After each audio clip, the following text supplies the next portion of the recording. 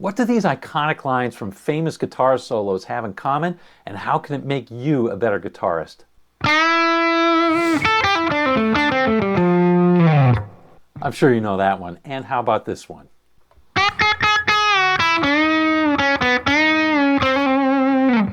Or how about this one?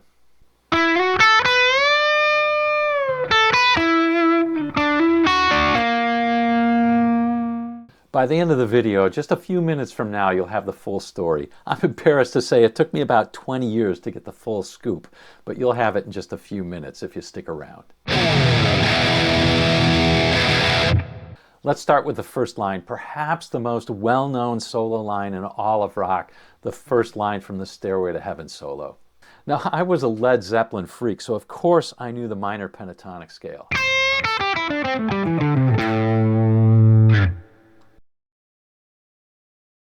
But this was a little bit different. It had a note that wasn't in there. That note right there at the end. And how different it would sound if we ended on a note in the minor pentatonic scale. That just doesn't sound right. So the question is, how did he choose that note to land on and not the note that was in the minor pentatonic scale? Now, I know a lot of you out there are saying, well, he was a genius, but I think to somebody who wants to play that way, that's just not an acceptable answer. If you're a little bit curious, you want to know more. So I kept going. I learned the major scale instead of just the minor pentatonic. And I learned to look at the chord progression to determine which major scale I used. So here we have the chords A minor, G, and F over the solo section. And that would lead us to pick the C major scale, which is the same notes as the A minor scale, to solo over this. Just to reinforce this, here's the A minor pentatonic scale. And now here's the A minor / C major scale. And you can see that that F note that Jimmy Page ended on is in the C major scale. So I figured that was case closed. I just play the C major / A minor scale and go on my merry way. That note was contained in there, mystery solved. But you know what?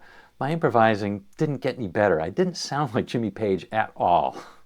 Now, I lived with that scale view for a very long time, thinking that if I picked the right scale, I could play any note in that scale and it was all okay. But it's just not true. Now, there's a super easy fix. It sometimes sounds complicated when you explain it, so I'm going to demo it first so you can see it. I'll briefly improvise 2 times. First time the way I used to, and the second time I'll apply the easy fix. And you'll see it sounds a lot different.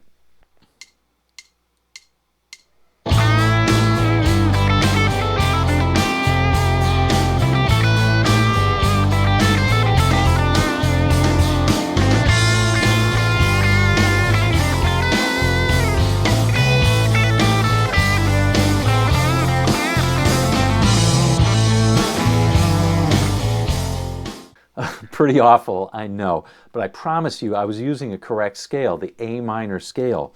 Now what I'm going to do is use that same scale, just make a tiny adjustment, and you'll see it makes a world of difference in how the solo sounds.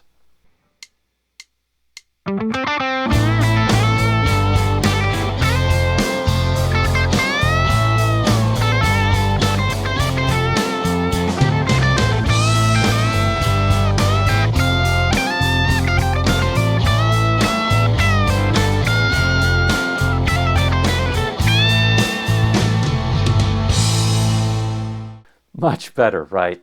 What was I doing differently? Well, to illustrate it, let's learn directly from Jimmy. Okay, here's our A minor scale. Now, here's an A minor chord embedded in that scale. And now here's an F major chord embedded in that scale. Did you see how both of those chords were contained within that scale, within those scale notes? So you don't need to learn any new patterns. You just need to learn to emphasize the notes of the chords where they count. And they count most at the beginning and especially at the end of a phrase. So looking at Jimmy's lick, he begins on a chord tone of A minor, that E. And then he plays through G because G is just a middle chord. and he ends on an F, which is of course a chord tone of an F major chord. So wait, that's just it? I use the same scale I already know, but I emphasize the chord tones, especially on those changes where those changes really matter, like at the end. Yeah, that's pretty much it. To illustrate, let's take a look at the Cars lick. If we look at the chords, it turns out that the E major scale is perfect for this, except for one chord, the G sharp. So we could use the E major or the E major pentatonic scale for this one, except for that one chord. We'll see what Elliot Easton does.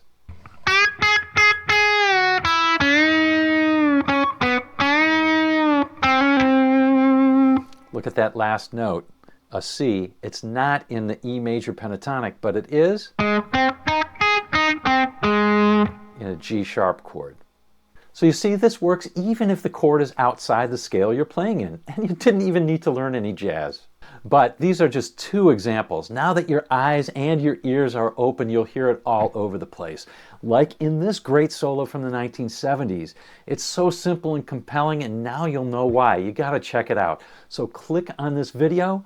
I'll see you in that video, and I'll see you on down the road.